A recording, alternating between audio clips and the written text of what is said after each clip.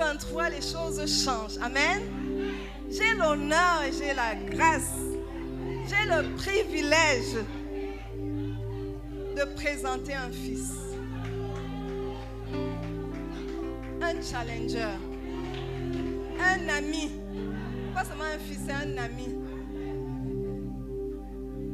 Je lui disais aujourd'hui, c'est quelqu'un, j'aurais demandé à Dieu de le créer pour moi.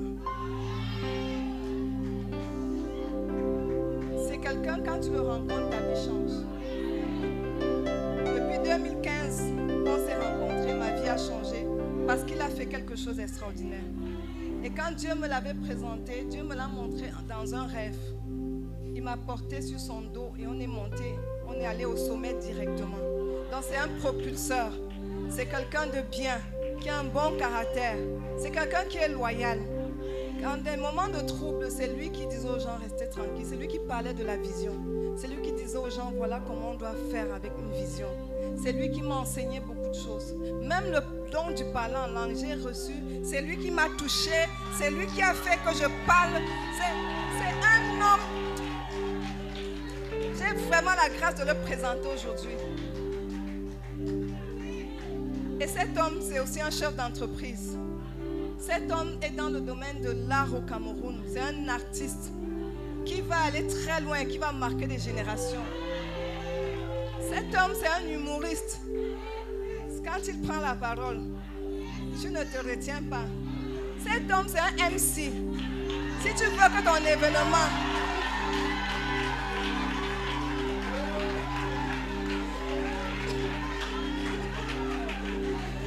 Si tu veux avoir un événement height, si tu veux le sommet des sommets, c'est lui qu'il faut appeler. On l'appelle communément docteur. Et son épouse est là. C'est la fleur, c'est une fleur, une jolie femme. Voilà.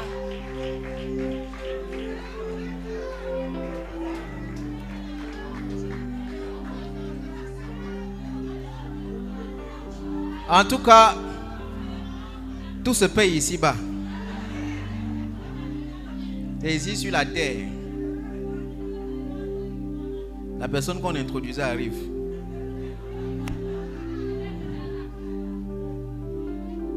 Alléluia.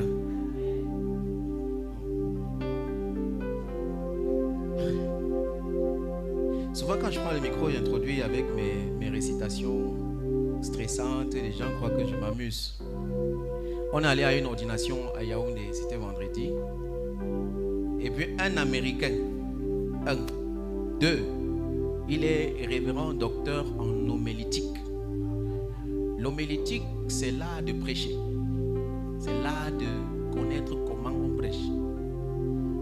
Et il disait quand il a pris la parole pour donner le message, que depuis qu'il est missionnaire, qu'il a commencé l'œuvre de Dieu, chaque fois qu'il prend la parole pour prêcher, il tremble. Et il nous disait même que séance tenante, comme il a le micro, il est en train de trembler. J'étais assis, j'ai dit que voilà mon ami là-bas. Quand je me mets ici, chaque fois il dit que c'est pas un acquis de prendre la parole parce que ça fait trembler. C'est pas de la blague. Surtout un premier mercredi 2023. S'il était possible que le Seigneur éloigne de moi cette coupe, j'aurais été volontiers. Mais toutefois que sa volonté et non la mienne soit faite. On va essayer de partager le peu que le Seigneur nous a donné. Mais avant, comme il a dit, ce n'est ni par la force ni par la puissance, mais c'est par son esprit. Amen. Esprit de Dieu. Esprit de Dieu, Esprit de Dieu, Esprit de Dieu, Esprit de Dieu, Esprit de Dieu. Esprit de Dieu, Esprit de Dieu, Esprit de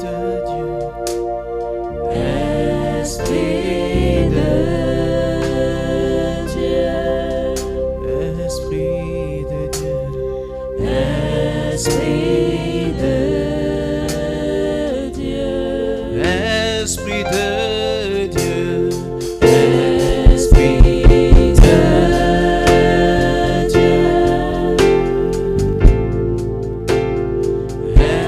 Esprit de Dieu, Esprit de Dieu, Esprit de Dieu,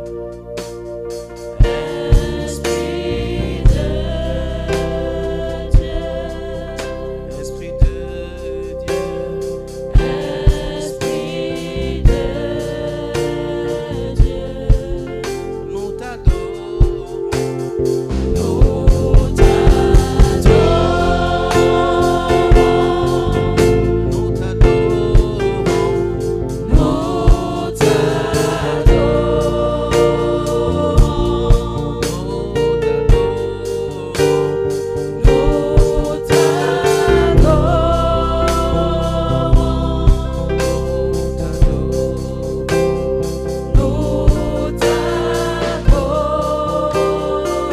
Est-ce que pendant que la musique joue en quelques minutes, tu peux élever la voix pour commencer à adorer le Seigneur?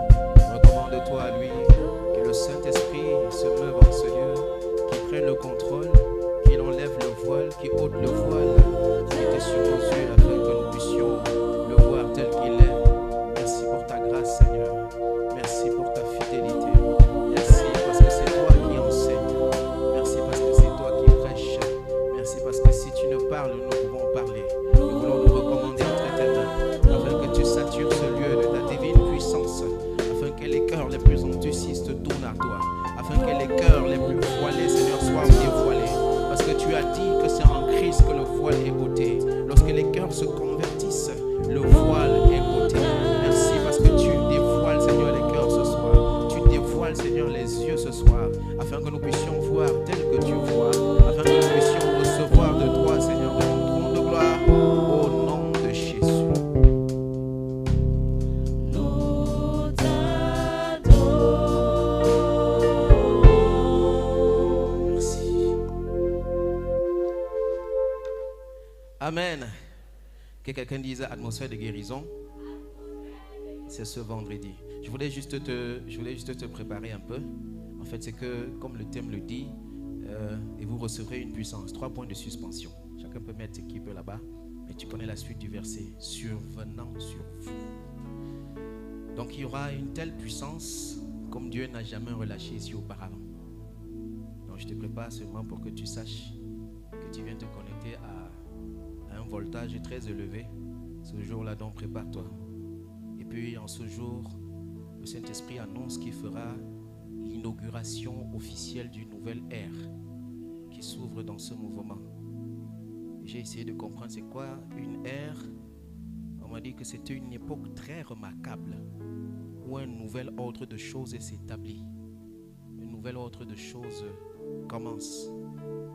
Et c'est l'ère de la manifestation des dons spirituels, des signes et des prodiges. Et rien ne sera plus jamais comme avant. L'ère également, c'est un point fixe où on commence à compter les années. Janvier 2023 sera le début de quelqu'un qui va commencer à compter les années. Parce qu'une histoire aura commencé à être écrite. Amen. Ceux qui étaient ici lundi ont vécu les prémices de ce qui vont se passer vendredi. Un bon entendeur, voici ce qui me donne d'introduire ce message que le Seigneur donne aujourd'hui. La création attend ta révélation en tant que fils de Dieu. Je vais rapidement introduire ce thème en expliquant rapidement quelque chose de particulier. C'est pour arriver à ce temps de révélation. Pourquoi la création attend avec un ardent désir la révélation? Pourquoi est-ce que la création attend la révélation des fils de Dieu? Parce que quelque chose a déjà été produit, quelque chose a déjà été fait et maintenant la création attend que nous manifestons. Pas la création n'attend pas que Dieu manifeste, que Dieu révèle ses fils, mais la création attend la révélation des fils. Pourquoi la création attend la révélation des fils? Je vais partir d'un principe, mais je vais arriver quelque part. Je vais te parler rapidement des 7 fêtes de l'Éternel. Bon, en fait, c'est un peu 8. mais on aime souvent mettre l'accent sur le chiffre 7. Et je vais parler particulièrement de 4.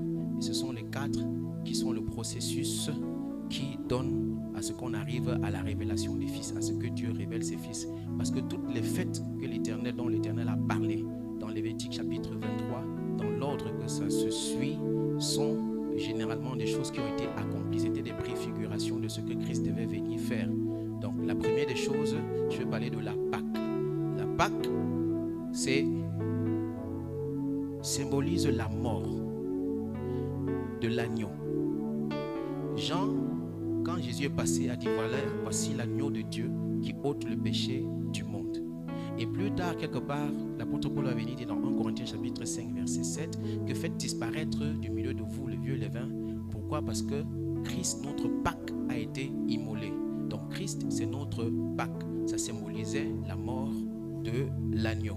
C'est pour ça qu'en anglais, Pâque se dit Passover. Ça veut dire que les enfants d'Israël devaient tuer, faire l'aspersion du sang, et quand l'ange devait passer, il devait traverser. Donc, lorsque ça se célébrait généralement le 14e jour du premier mois. La deuxième fête, c'est qu'après la mort, il y a l'ensevelissement. C'est la fête des pains sans levain. Ça veut dire que le levain symbolise le péché. C'est pour ça qu'il dit qu'il faut faire disparaître du milieu de nous le vieux levain. Et il dit abstenez-vous du levain des pharisiens. Ça veut dire le levain, c'est le symbole du péché. Pourquoi? Parce que quand Christ est enseveli, le péché meurt. Ça symbolise notre marche dans une nouveauté de vie. Ça symbolise notre marche dans la sainteté. Maintenant, après l'ensevelissement, il y a la résurrection. C'est pour ça que Dieu a parlé de la fête des prémices. Les prémices symbolisent la résurrection. Pourquoi? Parce qu'en ce temps, les enfants d'Israël, quand ils avaient semé et tout, quand la fête des prémices devait arriver, Dieu les avait ordonné dans Lévitique chapitre 23 que vous devez apporter des gerbes, des prémices de ce que vous avez semé. Et il devait le donner au souverain sacrificateur qui devait entrer dans le temple et l'agiter devant le tabernacle. Donc Dieu a accompli la fête des prémices en la résurrection de Christ, en ce que Christ est le prémisse de ce que nous sommes aujourd'hui. Amen. Donc, sans vouloir te troubler, ce que tu mets à la place des résurrections, généralement quand tu fêtes, en fait c'est la mort. Et tu mets autre chose à la place de la résurrection. Et après la résurrection, il y a maintenant la quatrième fête par laquelle on va atterrir, c'est la Pentecôte. Pourquoi? Parce que après la fête des prémices où Dieu ressuscite son Fils, le premier d'entre les morts, maintenant il fallait qu'il ne soit pas le seul. C'est pour ça que la Bible dit que Christ est le premier d'entre plusieurs frères. Le reste des frères, c'est qui? C'est nous. Donc on arrive maintenant à la Pentecôte, qui est la fête de la moisson. C'est comme ça que c'est autrement appelé. Et la fête de la moisson est symbolisée par le fait que les enfants d'Israël devaient venir avec le pain.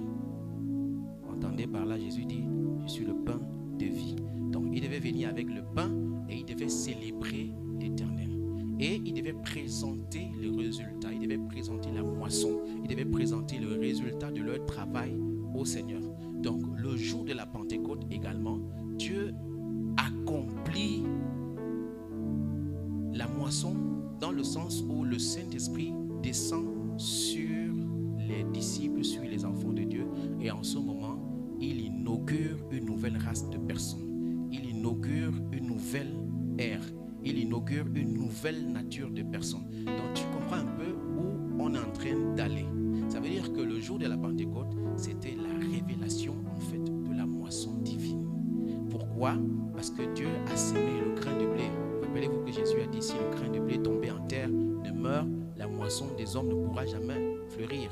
Et puis une graine tombe et produit sans doute. Donc Jésus est la graine qui est tombée et a produit la multitude que nous sommes. C'est pour ça que c'est célébré à la Pentecôte, parce que le Saint-Esprit descendant sur tout le monde, ça faisait de nous désormais des fils de Dieu, que Dieu a décidé de révéler au monde entier, pour dire j'ai semé et moi aussi j'ai moissonné. Pendant que vous êtes en train de célébrer votre moisson, moi aussi je célèbre ma moisson. Amen. Donc, ça veut dire que Dieu a déjà joué sa part de partition en accomplissant toutes ces fêtes. rapidement, il y a la fête des trompettes qui symbolise la venue de Christ. Il y a la fête des expiations, voilà, qui symbolise le fait qu'Israël doit pleurer sur ses péchés et tout ça. Il y a la fête des tabernacles qui symbolise le règne, l'union avec Christ. Voilà, environ les 7 fêtes de l'Éternel. Bon, je disais il y a presque 8 parce qu'il y a le sabbat. Donc, j'étais en train de t'introduire juste les 4 pour que tu comprennes qu'il y a d'abord la mort, il y a l'ensevelissement, il y a la résurrection et maintenant il y a la révélation des fils que Dieu a fait le jour de la Pentecôte.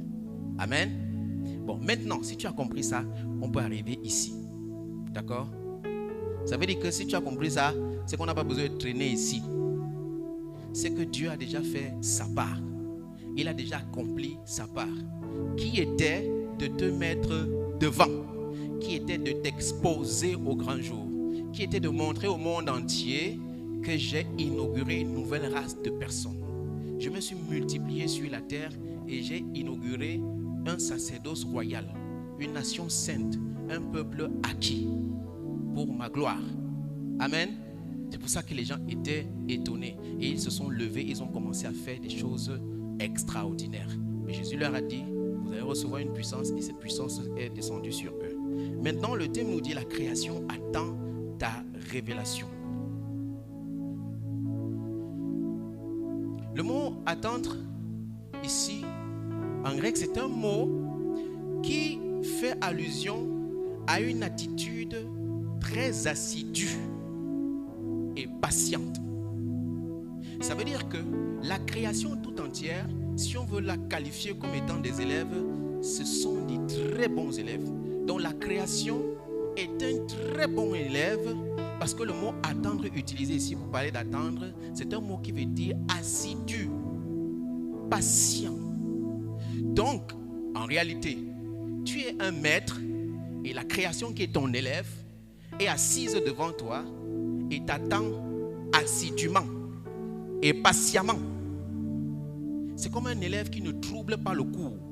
Ça veut dire qu'il attend le professeur dans une attitude de patience. Et il sait que même si le prof traîne, connaissant la qualité de prof qu'il a, même s'il traîne, il va venir. C'est pour ça qu'il a une caractéristique de patience. Et il attend. Donc ton élève t'attend. D'accord? Vas-tu venir à la fin de l'heure du cours?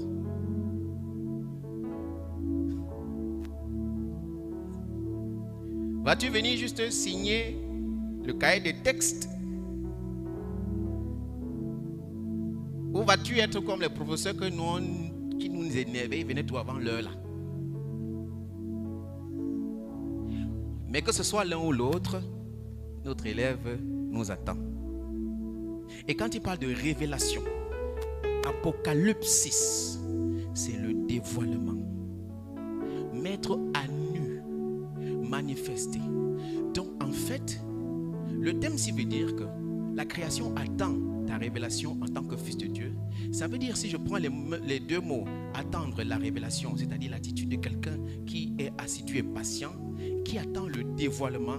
En réalité, ça veut dire que si la création ne t'a pas encore vu, ça veut dire que sur toi il y a un voile. Parce que le mot révélation, Apocalypse 6, veut dire dévoilement, veut dire mettre à nu, veut dire exposer, ça veut dire manifester. Or, Paul nous dit dans 2 Corinthiens chapitre 3, quelque part là-bas, que lorsque les cœurs se convertissent en Christ, le voile est ôté. Ça veut dire que jusqu'aujourd'hui, les gens, quand ils lisent Moïse, il y a comme un voile qui est sur leur cœur. Donc, le fait que nous soyons en Christ veut dire que le voile est supposé être quitté. Donc, si le monde ne nous voit pas encore, peut-être c'est parce que nous sommes encore voilés. Mais notre élève très assidu et très patient est assis patiemment et en train d'attendre que toi qui es devant lui avec le voile sur ta tête, que tu enlèves le voile et que le cours commence enfin.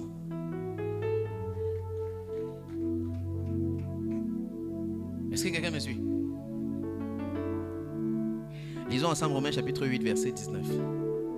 Aussi la création attend-elle avec un ardent désir la révélation des fils de Dieu. En d'autres termes, toute la création, être humain, animaux, planètes, etc., attend que les fils de Dieu la délivrent de la vanité. Elle a été soumise contre son gré au pouvoir du diable qui fait d'elle ce qu'il veut. Disons à haute voix, Romains 8, 20 à 21. La création a été soumise à la vanité, non de son gré, mais à cause de celui qui a soumise, avec l'espérance qu'elle aussi sera affranchie de la servitude de la corruption, pour avoir part à la liberté glorieuse des enfants de Dieu.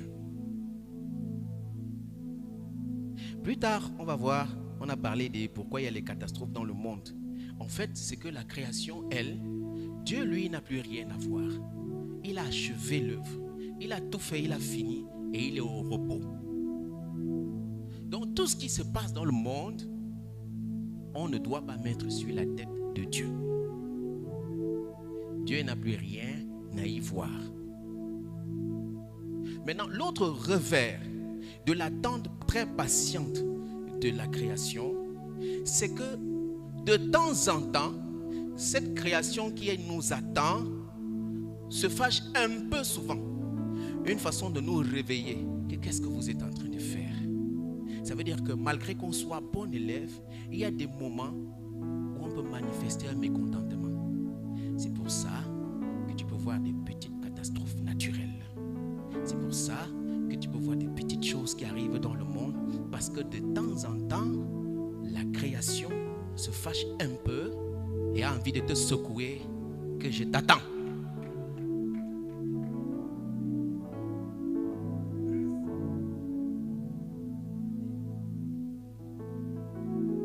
La création gémit parce qu'elle ne vit pas la volonté de Dieu exprimée dans Genèse chapitre 1, 26 à 31. Genèse chapitre 1, verset 26 à 31. Tu peux le lire à la maison. La création a besoin des fils de Dieu consacrés, vrais, qui prient et agissent. Elle veut des fils comme Isaac, qui n'a pas été influencé par la réalité du sol, mais qui a semé dans le désert par obéissance à la voix du Saint-Esprit et a récolté au centuple. Dis avec moi, Amen. Des personnes déterminées, malgré ce qu'on leur dit, ils font comme Abraham. La Bible dit, espérant contre toute espérance. Il n'a pas regardé à ce que son corps était en train de vieillir, mais il a regardé à la promesse. Il a regardé à ce que Dieu a dit. J'ai envie de t'ouvrir une parenthèse pour te dire qu'un homme qui a sur lui une promesse est immortel. Tu n'as pas bien compris ce que ça veut dire. Entre le jour où la promesse authentique de Dieu sort sur ta vie et le jour de ton accomplissement, excuse-moi si ça te choque, même si le grumier monte sur toi, tu ne vas pas mourir. Ouais. Siméon ne pouvait jamais mourir sans avoir vu le Messie. Même s'il fallait qu'il vive 1000 ans. Parce que la révélation était sortie qu'avant que tu ne quittes cette terre, tu vas voir de tes yeux. Tu as précisé de tes yeux. Dieu n'a pas dit que tu vas saluer de loin comme il est dit dans chez les autres. Mais tu vas voir de tes yeux le Messie. Et quand il a vu le Messie, il a dit maintenant tu peux laisser ton serviteur partir en paix. Abraham ne pouvait jamais mourir sans avoir vu Isaac. Pourquoi? Parce que la parole authentique lui avait été donnée. Donc Dieu attend des fils qui vont dire contre vents et marées. Oui, c'est dur, je n'ai pas pu le faire en 2022. Ça ne veut pas dire que la grâce de Dieu n'est plus disponible. Ça veut tout simplement dire que je dois me fortifier, je bois un peu d'eau et puis je me lève, je me remets dans la course.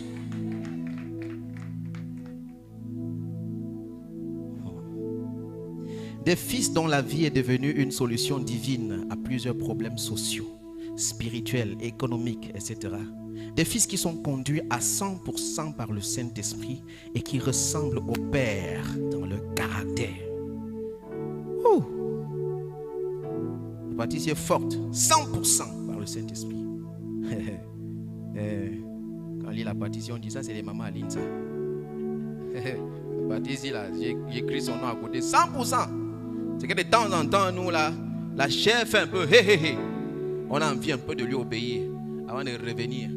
Mais Dieu nous accorde la grâce cette année de marcher 100% conduit par l'Esprit. Amen. Elle a besoin des fils qui la conduisent avec assurance, s'appuyant totalement sur la parole révélée et dont la vie est la preuve que Christ est vivant. Combien Dieu est grand, chantons-le combien est grand et tous verront combien, combien Dieu est grand. Il a commencé à rire un peu comme Christou. Oui. Il n'y a pas de problème. Oui, la création a soif des vrais ambassadeurs de Dieu qui apportent de la valeur à la vie. Lorsqu'on regarde le monde, les situations catastrophiques qui surviennent, les tempêtes, les fléaux sociaux qui se multiplient, le mal qui sévit, on se demande pourquoi Dieu n'agit pas pour les stopper. Plusieurs personnes doutent de l'existence de Dieu ou de sa capacité à les délivrer du mal, de la pauvreté, des échecs, des maladies, etc. Et pourtant Dieu a donné tout son pouvoir aux hommes. Sa puissance leur a déjà été communiquée. Alléluia. Ici, j'ai lu le livre L'autorité du croyant de Kenneth Hagin. Et il y a une partie où il raconte une histoire. Dans une vision, il a eu une vision et Jésus était en train de lui parler.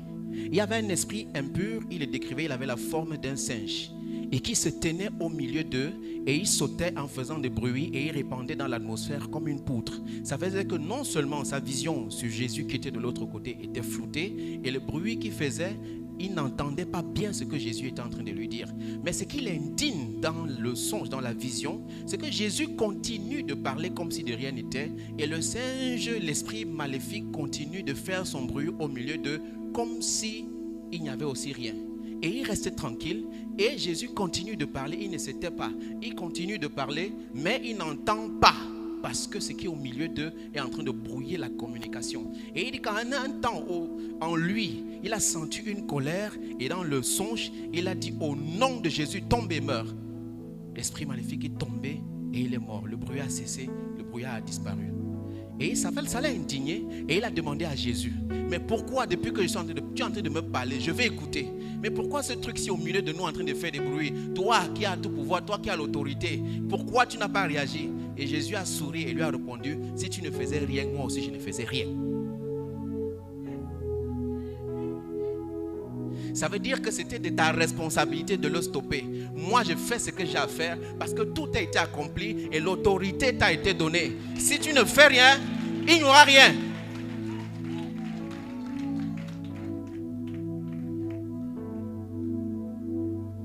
Actes chapitre 1, verset 8. Lisons ensemble. Vous recevrez une puissance, le Saint-Esprit, survenant sur vous, et vous serez mes témoins à Jérusalem, dans toute la Judée, dans la Samarie et jusqu'aux extrémités de la terre. Tout a été accompli par Jésus-Christ. Il a même annoncé une très bonne nouvelle aux disciples. Jean 14, verset 12 à 13. En vérité, je vous le dis, celui qui croit en moi fera aussi les œuvres que je fais, et il en fera de plus grandes, parce que je m'en vais au Père.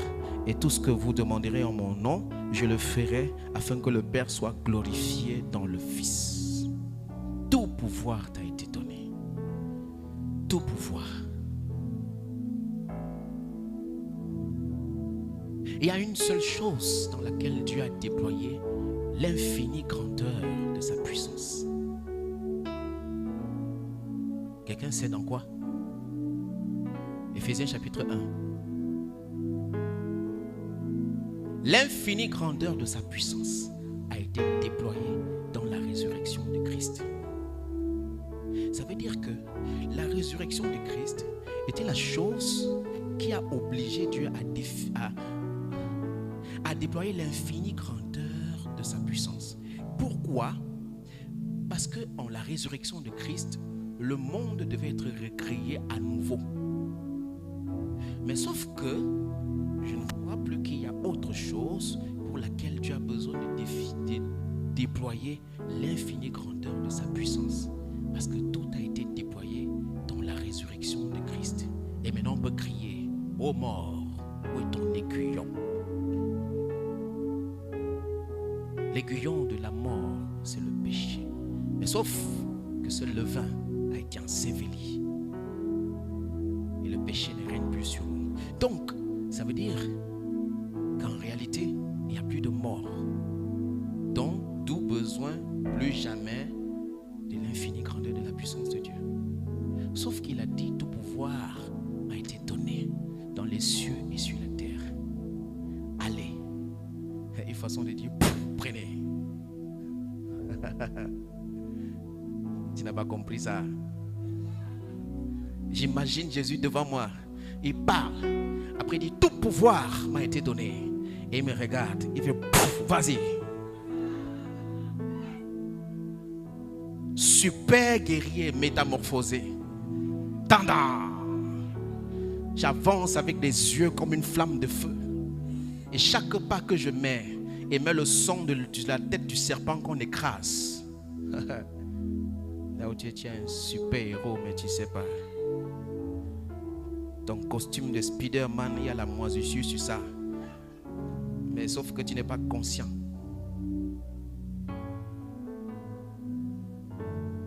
La responsabilité des fils de Dieu est donc totalement engagée. C'est à eux d'exercer le pouvoir reçu de Jésus-Christ pour libérer la création de la vanité. Le Fils de Dieu, c'est-à-dire ceux, lisons ensemble, ceux qui sont conduits par l'Esprit de Dieu, sont suffisamment nombreux sur la terre pour créer l'impact. Quand ils pensent que c'est seulement à partir de 12 personnes que nous sommes là aujourd'hui, je me sens un peu froissé. Mais dis à ton voisin, on arrive. Ils ont reçu le pouvoir de stopper le vent, de chasser les démons, de libérer les âmes pour qu'ils servent le Seigneur. Les prières des fils sont attendues à l'autel, sont attendues. Ça veut dire que ça ne vient même pas. Et Jésus, pour nous motiver, il dit jusqu'ici, vous n'avez encore rien demandé. Quand tu as l'impression que tu as trop demandé, on te dit que les prières sont attendues. On va envoyer ça. Ce sont des parfums de bonne odeur. Les anges sont disponibles pour agir conformément à la volonté de Dieu exprimée à travers les fils. Souviens-toi de l'impact des premiers disciples dans le livre des Actes et des Apôtres. Ils ont marqué leur génération. Ils ont contribué à libérer des multitudes d'âmes et à répandre l'évangile dans les nations. En ce qui te concerne, es-tu un fils de Dieu? Je comprends pourquoi répondre est dur. Que tu le veuilles ou non, que tu manifestes ou non, tu es fils de Dieu. Sauf si la Pentecôte doit recommencer à zéro et que tu dois te reconvertir à zéro. Mais je comprends que avec tout ce qu'on a dit, tu as dit si elle dit que oui, je suis fils de Dieu, on va dire que oui, tu es fils de Dieu. C'est ce que tu es déjà. C'est juste qu'il y a le voile et la création est en train d'attendre que ce voile soit ôté. Ce n'est pas au moment où tu manifestes que tu es fils. C'est parce que tu es fils que tu manifestes.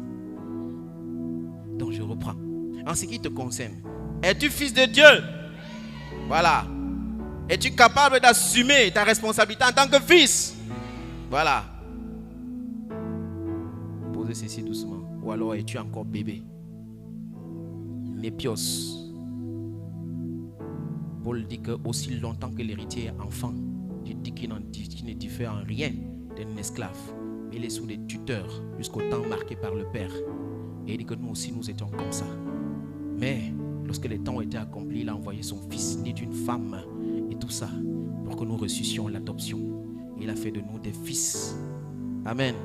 Peut-être que tu n'as pas encore commencé une vie véritable en Christ. Le Seigneur t'appelle. Jean chapitre 1 verset 12. Lisons à haute voix.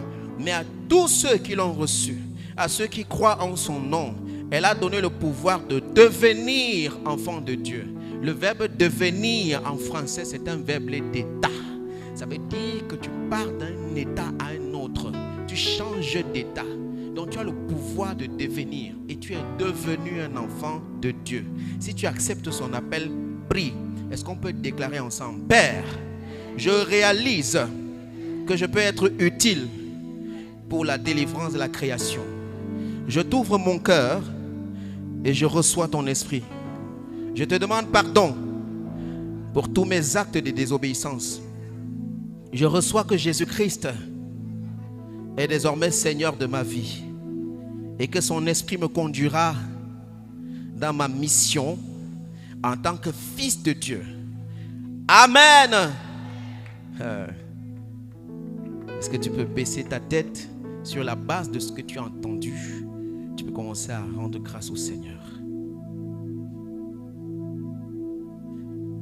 Il y a des gens qui ont reçu le don de parler en langue ici. prends 2 minutes, tu exprimes ta reconnaissance au Seigneur dans la langue de ta patrie.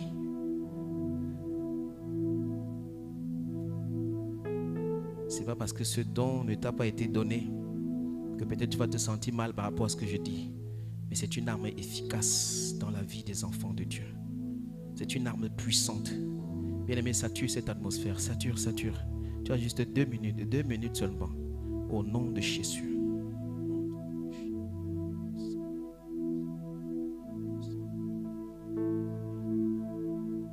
Paul a dit, je désire que vous parliez en langue tous. Je désire que vous parliez en langue tous. Mais plus encore que vous prophétisiez. Oui, il dit celui qui prophétise est plus grand que celui qui parle en langue. Mais il précise, à moins que celui-ci n'en ait l'interprétation. À moins que ceci soit interprété. Ça veut dire que tu as la capacité de prier en langue et la capacité également d'interpréter. Alors aspirez aux dons les meilleurs que le Saint-Esprit donne pour la révélation des fils en cette saison, dans le nom de Jésus. Après un tel message, avec ce que le Seigneur nous dit au travers de cette brochure, au travers de ce qu'il nous a expliqué, ce serait un peu faible de prier avec l'intelligence. Si Dieu t'a accordé la grâce de prier en d'autres langues, en langue. In the name of Jesus. Seigneur, merci. Merci pour ta grâce.